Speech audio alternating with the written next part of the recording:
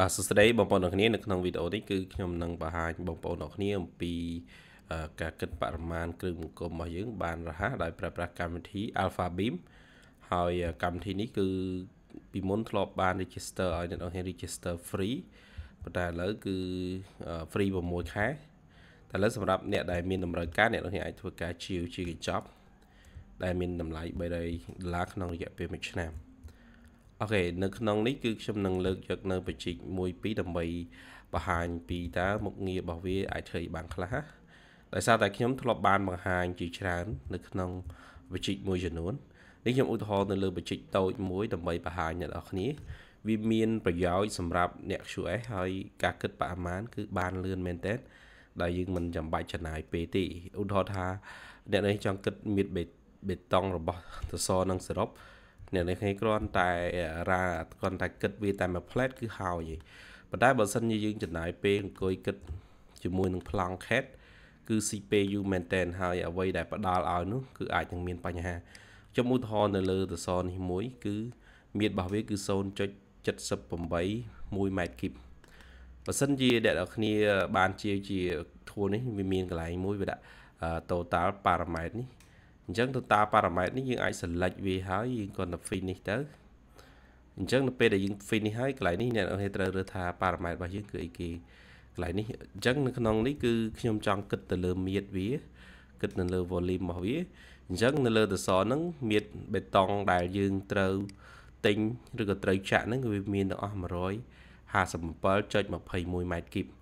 ហើយអ្នកនរគ្នាអាចធ្វើការ copy file copy ទិន្នន័យហ្នឹង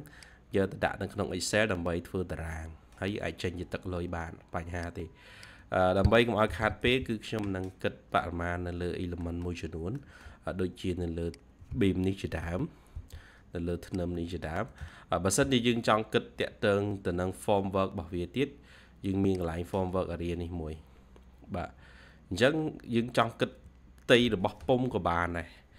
គ្រាន់តែកន្លែងឈូសកតការីហ្នឹងយើងរើសថាវាជាអីគេជា framing ជាធ្នឹមដូច្នេះគឺវាចំណេញពេលអ្នកនរគ្នាមែនតើយើងអត់ចាំបាច់ខាតពេលអីទេគឺ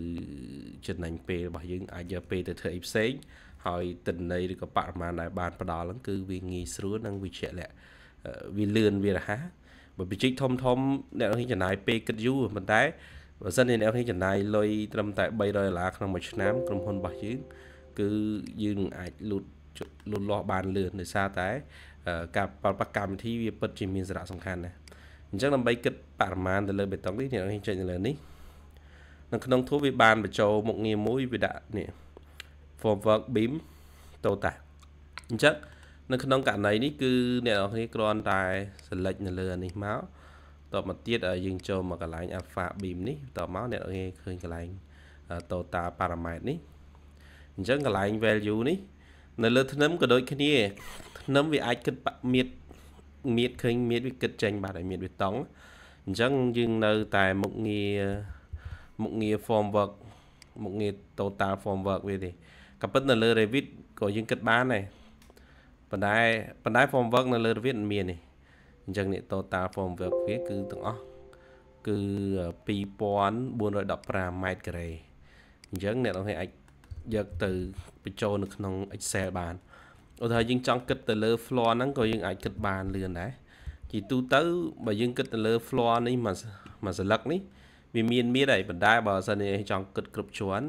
គ្រាន់តែគ្នាប្រើមុខងារនេះមកនេះខ្ញុំ select ហើយខ្ញុំ finish វាមកហើយកន្លែងហ្នឹងខ្ញុំបដូរមកជា volume វិញមកអ្នកនរគ្នាអាចរកមៀតបានយ៉ាងរហ័សបំផុតឃើញទេមៀតទោះបីជានៅក្នុងបច្ចេកធំក៏យើងអាចធ្វើបានដែរនេះគ្រាន់តែខ្ញុំឧទាហរណ៍នៅលើបច្ចេកតូចមួយដើម្បីបង្ហាញអ្នកនរគ្នាហើយដូចជាបច្ចេកមួយនេះក៏យើងអាចរកវាបានរហ័សដែរបើយើងអង្គុយគិតទៅលើបច្ចេកនេះមិនមែនតិចជាន់ទេហើយពេលយើងគិតហើយបរិមាណដែលផ្ដល់ឲ្យវាអាចនឹងមានបញ្ហាឧទាហរណ៍អ្នកនរគ្នាចង់គិតនៅលើ wall នេះចង់ដឹងថាមៀតបេតុងប្រមាណម៉ែត្រគីបអញ្ចឹងក៏តែយើងប្រើប្រាស់មុខងារនេះមកហើយយើង calculate total វាហើយខ្ញុំ select លើវាខ្ញុំ finish ទៅគឺចម្លើយនឹងចេញឲ្យយើង automatic តែម្ដងអត់ចាំបាច់ហត់អ្នកនរគ្នាទៅអង្គុយគិតទេបាទនេះអញ្ចឹងមៀតបេតុងវាប៉ុណ្នេះម៉ែត្រគីបអញ្ចឹងយើងអាច copy ហើយយើងកម្មវិធីនេះងាយស្រួលអ្នកនរគ្នាអាចគិតតាមជាជាន់ ហើយយើងអាចធ្វើបច្ចេកក៏ងាយស្រួលដែរយើងគិតតាមជាន់ណាអញ្ចឹងនៅក្នុងវីដេអូនេះខ្ញុំសូមបញ្ចប់ប៉ុណ្ណឹងហើយសម្រាប់អ្នកដែលមានតម្រូវការអ្នកទាំងនេះអាចជាវយកកម្មវិធីទៅប្រើហើយខ្ញុំគិតថាវាគួរតែផ្លាស់ប្ដូរអ្នកទាំងនេះគួរផ្លាស់ប្ដូរមកប្រើប្រាស់ Revit ដើម្បីជាជំនួយនៅក្នុងការគិតបរិមាណហើយប្លង់បច្ចេកទេសក៏អត់មានបញ្ហាដែរគឺធានានៅលើប្លង់បច្ចេកទេសគឺវាអត់មានកំហុសនៅក្នុងការសាងសង់អញ្ចឹងនៅក្នុងវីដេអូនេះខ្ញុំសូមចប់ប៉ុណ្ណឹងជួបគ្នានៅវីដេអូក្រោយទៀតបាទសូមអរគុណ